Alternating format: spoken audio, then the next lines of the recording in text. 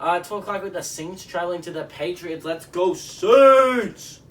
Patriots favored by 3 points. Don't know how, but on Fox. I do know how. The Saints looked horrible last week. I gotta give my team some deserved hatred right now. Because I hated them for a little bit. For absolutely horrible they made me feel. I can't believe they did this to me as a Saints fan. How could you get my hopes so high with the Packers win? And then just absolutely, screw it. We'll just give the Panthers a win. Why not? We'll just play the worst offensive game since Sean Payton has been in charge of Saints. Yeah, that's right. We put up 120 total yards of offense. That's how absolutely atrocious we were. Just James Winston threw for 0 touchdowns, 2 interceptions. Now, I'll get into that. I'd like to get a little bit more involved in why the Saints looked so bad last week. It was a lot on offense. It was a lot to do with that offensive line, right? Eric McCoy, our starting center, got hurt in the first game, and now we were fine when Cesar Ruiz switched over to center. Throckmorton was put in at right guard. But now, as soon as the Panthers had time to see, okay, we can just blitz them a whole bunch, and they're gonna have a hard time struggling with it. They're gonna struggle with it, and it's true. We had something like a 64% pressure rating on Winston, and that's the highest, third highest since 2009, something like that. That's with the Texans' offensive line being there every week. So it just shows you how bad the Saints' offensive line was last week. I'm fine with the 2 tackles. Our 2 tackles I'm not just fine with them. I'm happy with our 2 tackles play. Ryan Ramczyk and Teron Armstead, I have complete faith in.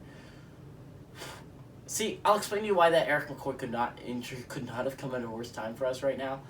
Because Eric McCoy is normally a starting center, right? If Eric McCoy gets hurt, we normally have a backup named Will Clapp, right? He's our backup center.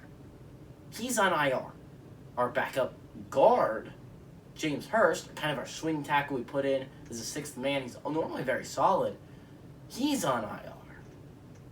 Ethan Greenidge, our other offensive tackle that we sometimes have on the roster, he's on IR. So, suddenly our offensive line depth is and we got a guy named Calvin Throckmorton, which I've called the Throck Monster before, because that's an RBT reference if you don't understand it. You're suddenly on an offensive guard starting that likely would not have made the team this year if injuries did not happen. Now, Calvin Throckmorton has to step up, and Cesar Ruiz has to step up, and Ian just Pete. For God's sakes, man, you're a starter normally. You need to step it up. We'll see if that happens this week.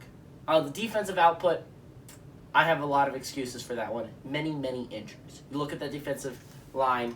On the first week, obviously the Saints defense was awesome. Who did we lose after that we lost? One of our starting defensive end, Marcus Davenport. The guy that would have started for him the week after that, Tanoh Compassignon. So that left your normally 3rd string guy, right? Carl Granderson, who's not bad, and Peyton Turner. Now, Peyton Turner had a fine game. Not upset with that at all. But Tanoh Compassignon would have been a huge help on the defensive line. At linebacker, you lose Quan Alexander at IR, right? Now, in comes Zach Bond.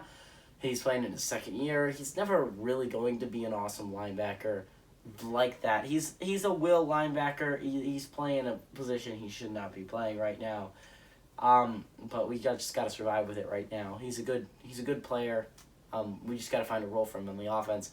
We lose Marshawn Lattimore, our lockdown corner, and I think these were our 2 biggest losses in Chauncey Gardner-Johnson, our nickel.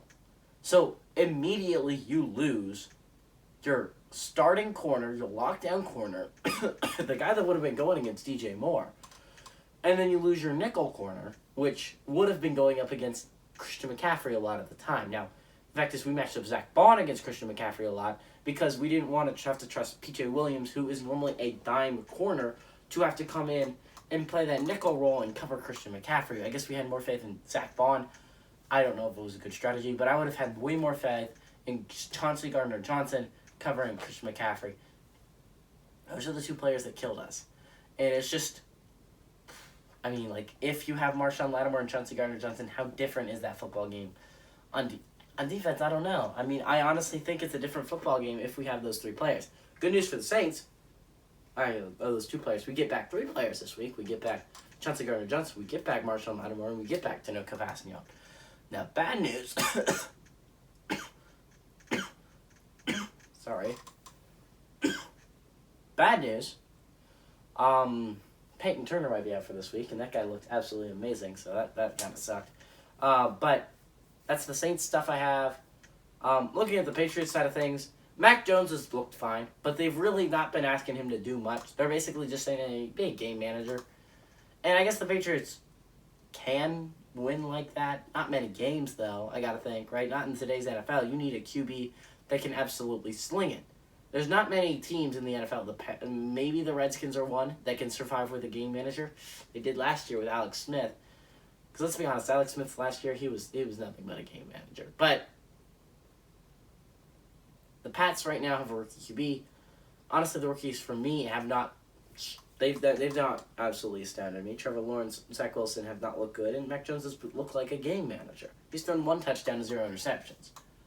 That's not making me excited for the future with Mac Jones. I don't know if it is for you. The running game for the Patriots it's difficult. It's difficult to handle. The Saints' run defense is arguably one of the best in the NFL. It always has been, and always. I don't know if it always will be, but.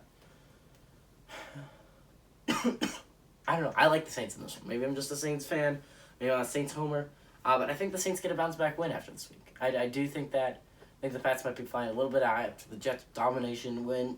Give me the Saints here. Still winning, obviously, cover.